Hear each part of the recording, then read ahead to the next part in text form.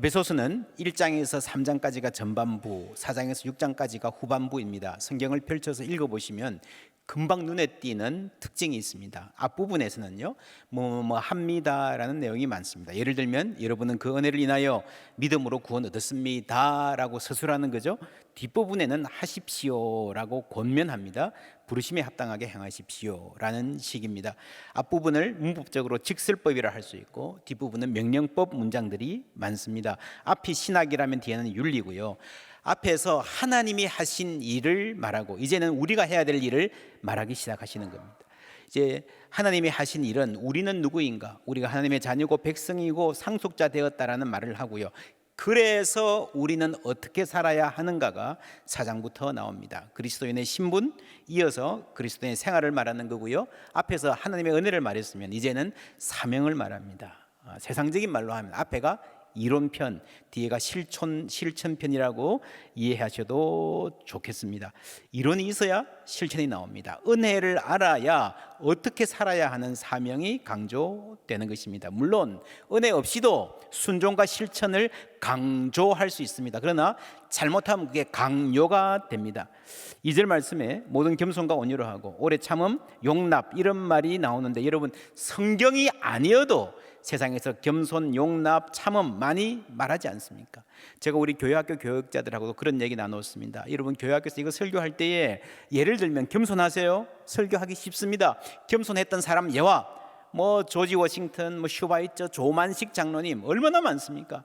그래서 겸손합시다라고 가르치면 될 것 같은데 그게 윤리일 뿐입니다. 에베소서를 계속 읽어가면은 거짓말 하지 마라, 도둑질 하지 말고 열심히 일해서 남을 도와라, 부모에게 효도하라 이런 말들도 나옵니다. 그러나 은혜가 없이 이 말을 하면요 잔소리가 될 수 있어요. 지난주에 그랬습니다. 뿌리가 박히고 트가 굳어져서 기억하십니까? 뿌리가 박혀서 아름드리 나무가 되면요 그 나무에서 열매는 자연스럽게 맺히게 되는 줄 믿습니다. 여러분 나무가 자라야 돼요. 열매를 기대하려면 나무가 어떻게 자랍니까? 말씀 보시면요 너희가 사랑 가운데서 뿌리가 박히고 사랑이 있어야 뿌리가 내려진다라는 말입니다. 하나님의 사랑에 뿌리를 내리면 자라면 열매는 자연히 맺히게 됩니다. 여러분 잘 아시듯이 유교는 효도를 강조합니다. 제가 청송에 있는 어떤 문화관에 가보니까요 아침에 새벽에 일어나서 몇 번이나 하루에 부모님을 찾아뵙고 인사하고 문안 드리라 하는 말들이 세세하게 나오는 거 보고 깜짝 놀랐습니다. 정말 훌륭한 분들이에요. 여러분 그 행동 중요하죠. 그런데 더 중요한 것은요 마음이에요. 마음. 부모님을 존중하고 사랑하는 마음입니다. 그 마음을 유교에서는 인이라 그랬고 반듯하게 행동하고 부모님 찾아뵙고 문안 드리는 것을 예라고 말했습니다. 예가 왜 중요한가? 예를 통해서 반복적으로 예를 갖추면서 사람의 마음이 인자하게 된다는 거죠. 사랑하게 된다는 거죠. 바른 행동을 통해서 바른 마음을 갖추어 간다라고 하는 게 유교의 성장 전략입니다. 어른들에게 반듯하게 공손하게 인사하면서 반듯한 마음을 갖춘 사람이 되어 간다는 겁니다. 여기까지는 교회에서 자주 말하는 습관의 영성이다라는 말과 아주 비슷합니다. 공자는 이 인을 이루는 방법으로 극기복례라고 그랬죠. 자신을 이기고 나의 감정, 나의 이기심, 나의 게으름을 이기고 예를 회복해 가야 되는데 그래야 인을 이루는데 어쩌면 어떻게 하면 자신을 이길 수 있습니까? 극기할 수 있습니까? 라고 제자들이 물어봤을 때 그랬습니다. 예가 아니면 보지 말며 비일의 물시 예가 아니면 듣지 말고 말하지 말고 움직이지도 말라라고 네 가지를 말했습니다. 좋은 말이죠. 근데 전부 다 부정적인 하지 말라는 거잖아요. 이런 보고 싶은데 그걸 참으려면 얼마나 힘듭니까? 말하고 싶은데 입 닫고 있으려면 그 모든 스트레스가 어디로 가겠습니까? 여기서부터 유교가 딱딱해지는 지점입니다. 그래서 여러분 공자 철학의 근본적인 문제는요 예를 갖추는 게 좋은데 예를 잘 갖추면 사람이 인하게 되는데 그런데 처음에 예를 갖추려면 어느 정도의 인이 있어야 되는 게 아닌가. 처음부터 행동을 잘 하려면 약간의 사랑이라도 있어야 되는 게 아닌가요? 그 인은 어디서 나올까요? 했는데 공자는 어디서 나오지? 타고나는 것 같아. 그럼 안 타고난 사람은 어떻게 해요? 이게 유교 철학의 가장 근본적인 문제가 되어 있습니다. 인을 타고나는가? 어떻게 배양하는가? 여러분, 사랑하는 마음이 조금이라도 있어야 부모님 찾아뵙고 무난할 수 있는 것 아니겠습니까? 물론 마음이 전혀 없는데 행동을 강조하면 할 수는 있어요. 그러나 할수록 마음이 더 바짝 말라가는 것입니다. 그것이 바로 형식주의의 문제인 것입니다. 펌프에 물이 바짝 말랐어요. 물을 끌어올리려면 어떻게 해야 되죠? 물을 부어야 되죠.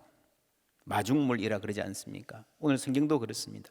모든 겸손과 온유로 하고 오래 참음으로 사랑 가운데 서로 용납하고 다 너무 좋은 말인데 겸손하고 온유하고 인내하는 것이 어디서 나오는가 하는 거죠. 사랑 안에서 뿌리가 박히고 자라갈 때 열매로 나옵니다. 그 사랑은 어떤 사랑인가? 2장 4절 함께 읽습니다.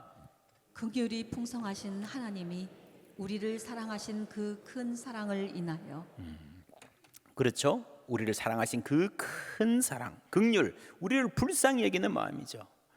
왜 우리를 불쌍히 여기시는가? 전에는 우리도 다 그 가운데서 우리 육체의 욕심을 따라 지내며 육체와 마음에 원하는 것을 하여 다른 이들과 같이 뭐라고요? 본질상 진노의 자녀였다. 여러분 정말 심각한 말이다. 본질상 진노의, 여러분 생긴 것 자체가, 본질 자체가 진노를 받을 수밖에 없는 이들이라고 하는 말입니다. 이 말은요, 지금은 괜찮은데 쭉 가서 나중에 가서 미래에 가서 어느 시점에 죽고 나면 멸망할 것이다, 심판받을 것이다, 그 말이 아니고요. 세상 것을 많이 가지고도 멸망을 향해 가는 인생이라면 지금도 불행한 것입니다. 여러분, 부자와 거지 나사로 이야기 아십니까? 그 집 부자는 어떻게 살았을까요? 행복했을까요? 날마다 파티하고 좋은 차 타고 집에 들어가는 거 보면 야, 저 사람들 부러울 게 하나도 없겠다 싶지만 들어가 보면 안 그렇다는 거죠. 지금도 여러분 언론에 끊임없이 보도되는 갑질 있지 않습니까? 어쩌면 사람이 저럴 수 있을까? 여러분, 갑질은요 사실은 전부 신경질입니다. 그렇잖아요. 신경질이 나니까 나보다 약한 사람한테 신경질 내는 거예요. 무슨 말입니까? 많이 갖추고도, 남들 못 가진 것 가지고도 스스로의 삶이 행복하지 않은 사람이 너무 많다는 거예요. 요즘에 재벌 2세들, 3세들, 사회의 유력자들 뭐 하나 부족할 것이 없을 것 같은 사람들이 사고치고 마약하고 얼마나 많이 나옵니까? 본질상 진노의 자녀 라는 말은요, 이것이 장차 심판받을 존재다라는 말과 함께 지금도 진노 아래 있다는 거죠. 그 현상이 지금도 나타난다는 거죠. 여러분, 재벌 2세, 3세 사회 유력자들의 자녀들의 문제가 요즘에 와서 생긴 문제입니까? 예전에는 안 그랬습니까? 어떤 부자가 생일 파티를 했습니다. 딸이 춤을 잘 추는데 거의 걸그룹 수준이에요. 손님들이 막 전부 다 보기를 원해요. 와서 춤춰라. 아빠가 뭐든지 들어준다. 그러니까 뭐라 그래요? 아우, 저 사람 백성들은 다 존경한다 그러는데 나는 꼴보기 싫어요. 저 사람 목을 주세요. 여러분, 그 생일 파티에 이 잘린 목을 가지고 나왔습니다. 그래서 본질상 진노의 자녀라는 거예요. 많이 가져서 행복한 가정이겠습니까? 여러분, 악한 마음은요, 그 마음에 대한 보응을 이미 받고 있는 거예요. 우리가 어떤 일을 시작하면서 초지일관했으면 좋겠다라는 말을 많이 합니다. 좋은 뜻으로 시작해놓고 나중에 부지되는 경우 많이 보았기 때문에, 동업을 하든 무슨 모임을 만들든 순수한 열정으로 출발해놓고 나중에 보니까 다 자기 이속 챙기는 걸 많이 봤으니까 우리 초심을 잃지 말자 그래요. 초지일관하자 그래요. 근데 여러분 생각해 보세요. 정말 그 초심이 순수했을까요? 겉으로는 그랬지만 시작하면서도요, 속으로는 숨겨진 의도, 그 안에 숨겨진 죄악 없었을까요? 여러분, 중고등부 때 갑자기 아이들이 신앙생활 열심히 하면요, 대체로 두 가지 가능성이 있습니다. 하나는 진짜 은혜를 많이 받았든지, 또 하나는 좋아하는 자매가 생겼든지. 그렇죠? 인정받고 싶은 거예요. 에이, 그때는 다 그렇죠 뭐. 여러분 아이들만 그렇습니까? 어른들도 교회에서 인정받고 싶은 마음. 다음 주부터 우리 교회에 직분자들을 선출하는데 어떤 사람이 직분자가 되어야 됩니까? 성경은 계속해서 겸손한 사람, 온유한 사람을 말합니다. 겸손과 온유가 없으면요, 다른 아무 자격 전부 다 소용 없습니다. 제가 어떤 교회 개척하는 것을 보았어요. 그 안에는 성숙한 분들도 있고 아직 멀었다 싶은 분들도 있었습니다. 그런데 모여서 교회 시작하니까요, 좋아요. 기쁨이 있어요. 신나요. 그러면서 다짐하는 말이 우리 초심을 잃지 맙시다 그래요. 여러분 아닙니다. 초심에 머무르면 안 돼요. 그게 깨어지고 자라가야 돼요. 그것이 안 되면 얼마 못 가서 그 아름다운 공동체에도 갈등이 생기고 위기도 닥치게 되고 있습니다. 결혼도 그래요. 어제 토요일에 우리 교회에서 두 가정이 탄생했습니다. 참 복된 결혼식이었습니다. 여러분, 그런데 첫사랑, 그 순수함 좋지만요, 여러분 첫사랑은 풋사랑입니다. 더 성숙해 가야 돼요. 더 익어 가야 돼요. 과일이 익으려면 뜨거운 떼약볕도 견디고 폭풍우도 이겨내야 되고 차가운 밤서리도 맞아가는 거잖아요. 때로는 천둥 번개도 칠 거예요. 그걸 다 맞으면서 매달려 있어야 익어가는 거예요. 그래서 여러분 그런 시도 있어요. 대추 하나를 놓고도요, 얘가 이 조그만 이 대추 하나에 얼마나 많은 천둥 번개가 스며 있을까. 그리고 여러분 지혜로운 사람은요, 대추 하나를 보고도 어우 대견하다. 이렇게 읽는 게 쉽나. 그렇죠. 그렇게 말할 줄 아는 사람입니다.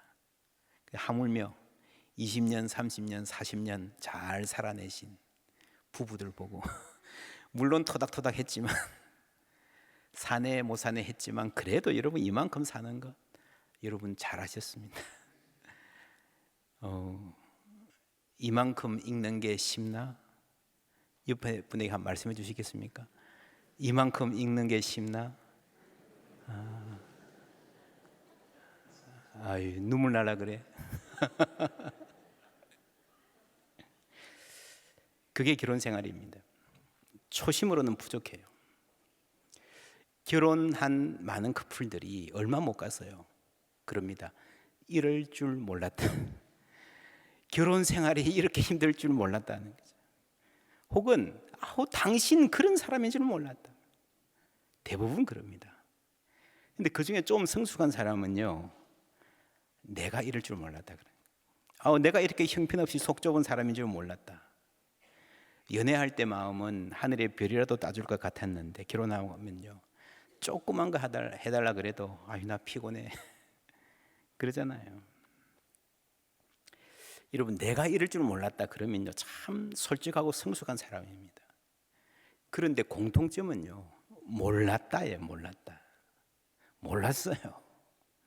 그래서 여러분 초심으로는 안 된다는 겁니다. 이제 알았으면 이제라부터 바뀌어야죠. 부모 되는 것은 더욱 그렇지 않습니까? 여러분 처음 아기를 받아 안았을 때 그 느낌 너무 감사하고 뭐라도 해줄 수 있을 것 같고 이제 내가 정말 좋은 부모 되어야지 했던 그 초심 기억나시죠? 뜻대로 되던가요? 그때부터 초보 아빠 좌충 우돌기, 그때부터 이 초보 엄마들의 눈물의 독박 육아기 시작되는 거예요. 그러면서 엄마가 되어가는 거예요. 그러면서 성숙해 가고 익어가는 겁니다. 초심? 그것까지는 안 돼요. 사실 여러분 인간들의 초심이라는 게요, 그렇게 순수하지도 않아요. 몰라서 그렇지. 그래서 우리가 초점 맞춰야 될 것은 나의 초심이 아니라 하나님의 부르심입니다. 1절 말씀 다 같이 읽습니다. 그러므로 주 안에서 갇힌 내가 너희를 권하노니 너희가 부르심을 받은 일에 합당하게 행하여 아멘. 우리의 모든 삶은, 그리스도의 모든 삶은 내가 갖고 싶은 삶이 아니라 하나님이 우리를 부르신 그 목적에 맞추어서 하나님이 부르신 대로 합당하게 사는 삶인 줄 믿습니다. 그렇다면 하나님이 우리를 왜 부르셨는가? 부르신 목적이 무엇인가를 알아야 됩니다. 여러분, 성경 해석이 아주 중요한 원리가, 성경은 성경으로 해석한다. 성경의 다른 구절들의 참고가 됩니다. 여러분, 그 중에서도요, 가까운 것부터 먼저 합니다. 바울의 말을 이해하려면 구약보다는 신약 중에서도 다른 바울 서신을 먼저 보는 게 좋습니다. 특별히 에베소서는 골로새서라는 성경하고 굉장히 비슷합니다. 쌍둥이 서신이라고도 합니다. 그래서 에베소서와 골로새서를 나란히 놓고 보면 서로 이해를 도와줍니다. 골로새서 3장 15절 말씀 함께 읽습니다. 그리스도의 평강이 너희 마음을 주장하게 하라. 너희는 평강을 위하여 한 몸으로 부르심을 받았나니 너희는 또한 감사하는 자가 되라. 아멘. 한 몸으로 부르심을 받았는데 무엇을 위하여 부르심 받았습니까? 평강을 위하여. 그렇죠. 샬롬을 위해서 부름 받았습니다. 굉장히 분명하죠. 우리가 부르심에 합당하게 행해야 하는데 그 부르신 뜻은요, 샬롬을 위해서입니다.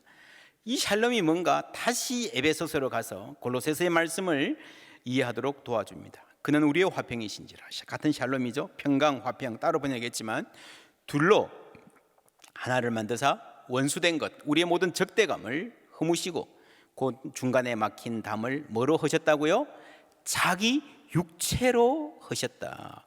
여러분, 이 평화를 만들기 위해서 예수님께서 육체를 바치셨다는 거죠. 십자가에 못 박히셨다는 겁니다. 예수님이 죽으시고 우리에게 샬롬을 선물하셨어요. 이것이 복음입니다. 그리고 성령 하나님께서 우리 마음에 역사하셔서 그 복음을, 십자가 사랑을 알게 해 주시는 겁니다. 그래서 우리 가운데 샬롬이 생기는 겁니다. 3절 말씀 함께 읽습니다.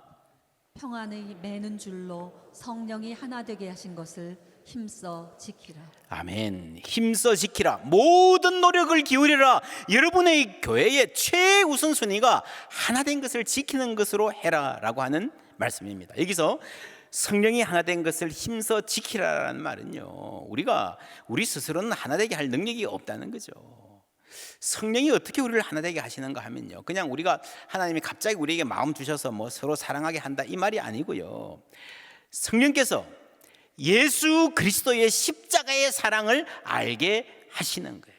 그래서 예수 믿게 하는 것이에요. 그 안에 샬롬이 있는 것입니다. 그래서 성령이 하나 되게 하신 것이라는 말은요, 성령께서 그리스도의 십자가 사랑을 알게 하심으로 하나 되게 하신, 그리스도의 사랑을 알게 하신 사역을 말하는 것입니다. 그리고 우리에게 부탁하신 것은 힘써 지키라. 평화를 만들라 하는 게 아니고요, 선물로 받은 그 평화를 힘써 지키라라는 말입니다. 2장 1절에서 그랬습니다. 너희의 허물과 죄로 뭐라고요? 죽었던 너희를 살리셨도다. 무슨 말입니까? 죽었다는 말은요, 힘이 없다는 말이에요. 사랑할 힘이 없고 하나 되게 만들 힘이 우리에게는 없다는 말입니다. 여러분, 의사가 다 죽어가는 사람 수술해서 살렸습니다. 엉망으로 망가진 몸을 어떤 고마운 분이 장기 기증해서 살렸습니다. 내가 어떻게 해야 됩니까? 고맙습니다, 고맙습니다. 머리가 땅에 닿도록 절합니다. 좋아요. 그런데 여러분, 더 중요한 거는요, 이제부터 내가 건강하게 사는 거예요. 이제부터 받은 새로운 몸을 잘 관리하는 거예요. 그렇죠? 여러분, 하나님의 은혜에 보답하는 가장 좋은 길은요, 내가 잘 사는 거예요. 잘 사는 게 뭡니까? 돈이 많은 것, 부자가 잘 사는 겁니까? 아니에요. 세상에 헤롯 왕 같은 부자들 많습니다. 피 비린내 나는 생일, 그날만 그랬을까요? 여러분, 그 가정이 그날만 그랬을까요? 여러분, 그런 가정에는요, 평소의 대화에도 피 비린내가 나요. 말로만으로도 우리는 깊은 상처를 줄 수 있습니다. 촌철살인, 눈길에도 적대감이 묻어나요. 싸늘하게. 우리는 말 한마디 하지 않고도요, 얼마든지 사람을 멸시하고 소외시킬 수 있는 사람들입니다. 이 적대감을 그리스도께서 없애버리신 줄 믿습니다. 그리고 그 샬롬을 위하여 우리를 부르셨다라는 말입니다. 이 샬롬은 어떤 샬롬인가?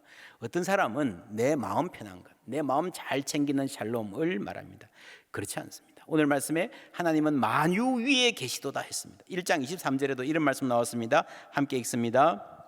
교회는 그의 몸이니 만물 안에서 만물을 충만하게 하시는 이의 충만함이니라. 아멘. 여러분, 교회는 교회를 위해 있지 않습니다.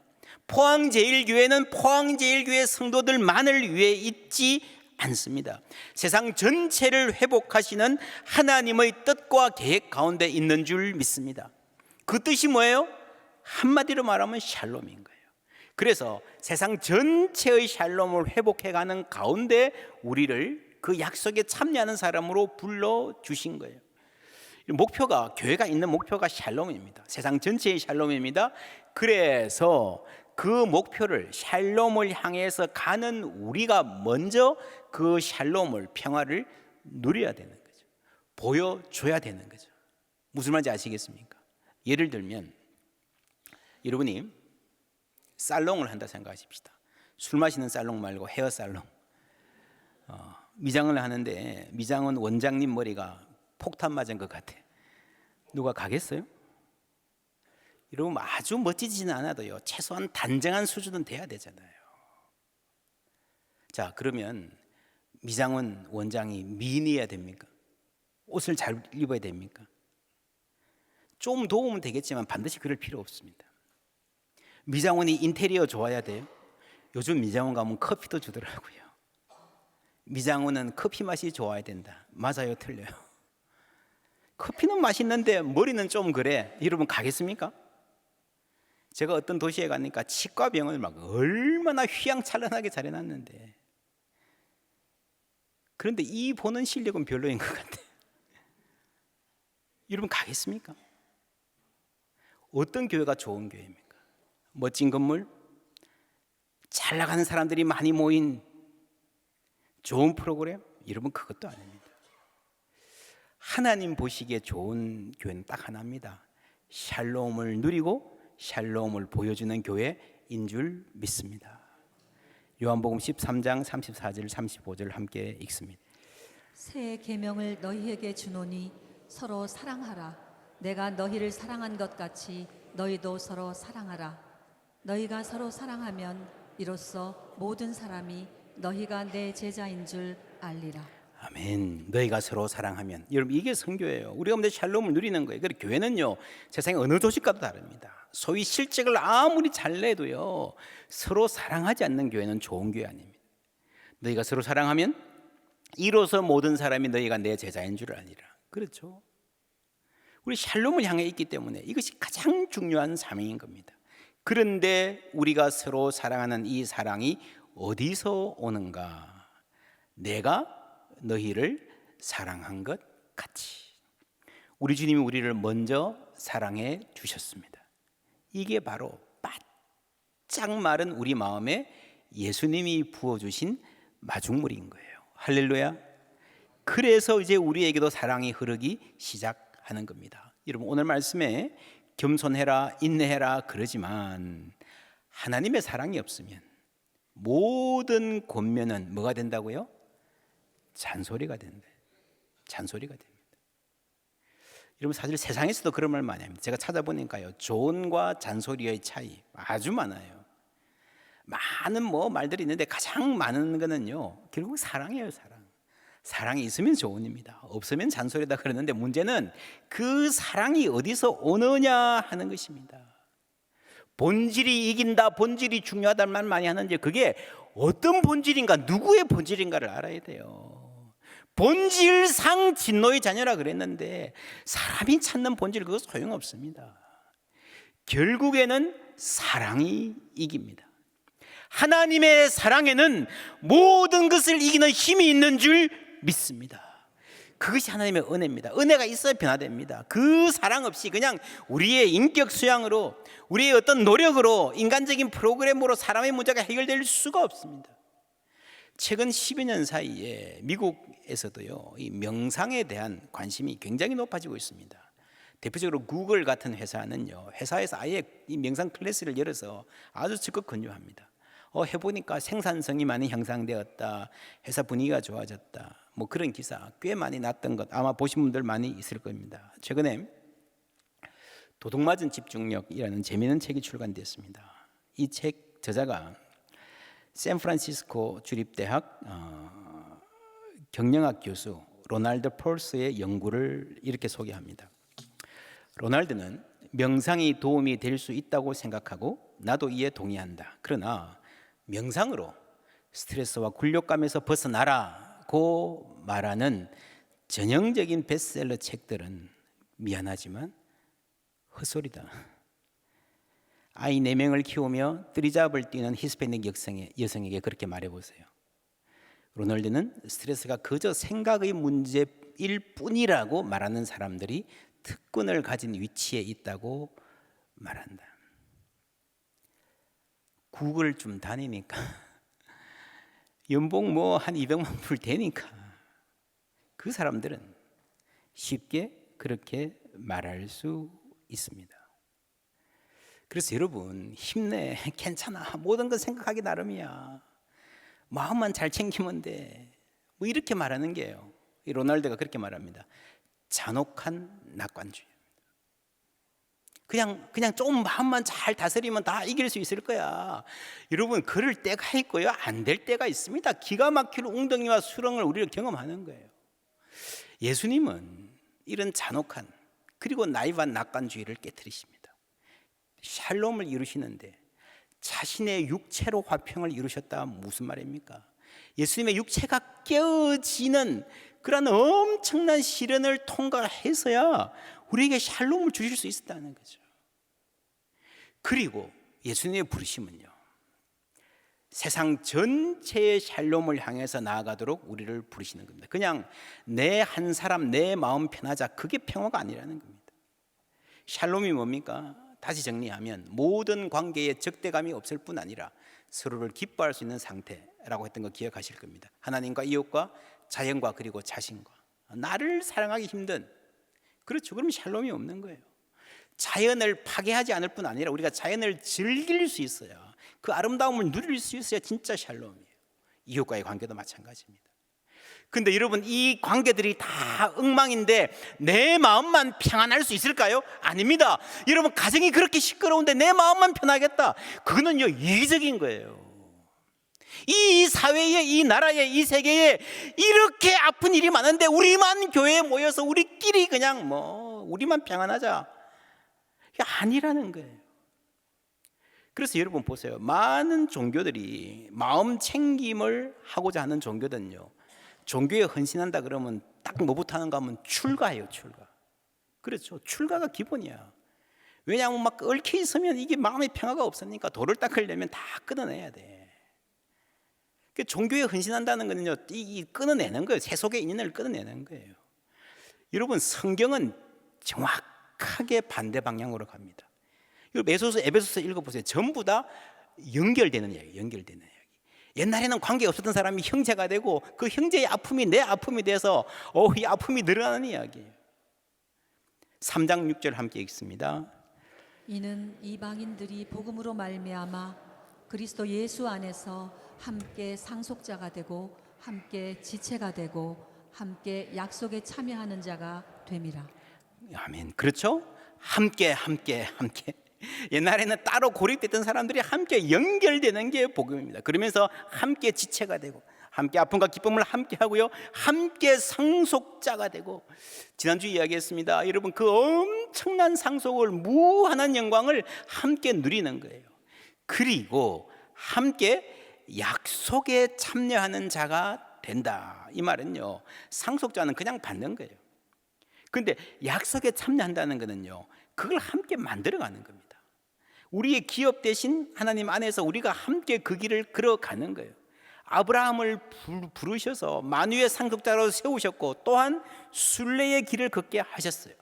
그러면서 샬롬을 배우고 누리고 샬롬을 선포하게 하신 그 약속에 우리도 함께 참여하는 사람이 된다. 여러분 그래서 우리가 이 부르심이 상속자 될 뿐 아니라 함께 그 약속에 참여하는 주인공이 되어 간다는 이 부르심이 얼마나 영광스러운가를 깨달아야 됩니다. 단순히 죄인은 우리가 죽어도 지옥 안 가고 천국 간다 그것만이 아니라 오고 오는 세대에 하나님 약속하신 그 영광의 풍성함을 깨달으시기를 주님의 이름으로 축원합니다. 그 안에서 주도 한 분이시요 믿음도 하나요 세례도 하나라 그랬습니다. 여러분, 세례가 하나다 무슨 말입니까? 유대인이 있고 이방인이 있어요. 너무 달라요. 적대적이에요. 우리는 뭐 같이 갈 수 없는, 그냥 아예 딴 사람이라 생각했는데 그리스도 안에서 예수 그리스도의 이름으로 세례를 받음으로 하나가 되는 거예요. 우리 사이에서도 마찬가지입니다. 우리가 많이 다르잖아요. 생각이 다르고 나이가 다르고 집안 배경이 다르고 여러분 재산 정도나 교육 정도가 다 다를 수 있어요. 그러나 예수 그리스도의 이름으로 세례를 받는 그 순간에 한 가족이 되고 한 몸이 되는 줄 믿습니다. 그리고 하나님의 상속자가 되고요, 그 약속에 참여하는 자가 되는 겁니다. 이것이 얼마나 큰 영광인지 3장 18절 19절 함께 읽습니다. 능히 모든 성도와 함께 지식에 넘치는 그리스도의 사랑을 알고 그 너비와 길이와 높이와 깊이가 어떠함을 깨달아 하나님의 모든 충만하신 것으로 너희에게 충만하게 하시기를 구하노라. 아멘. 하나님의 그 큰 사랑, 그 너비와 길이와 높이와 깊이를 깨달을 때에 우리가 받은 그리스도의 신분, 이 영광을 알면요, 우리가 다르게 살 수 있습니다. 지금 한국 교회가 위기다 그러는데 여러분, 무엇이 위기입니까? 한국 교회의 가장 큰 위기는요, 자부심의 위기입니다. 옛날에 초대교회 때, 한국의 초대교회 생각해 보십시오. 이렇게 큰 건물 뭐 대단한 거 없었어요. 그 찌그러진 초가집에서 예배드리면서도요, 하늘의 영광을 선포하는 공동체였습니다.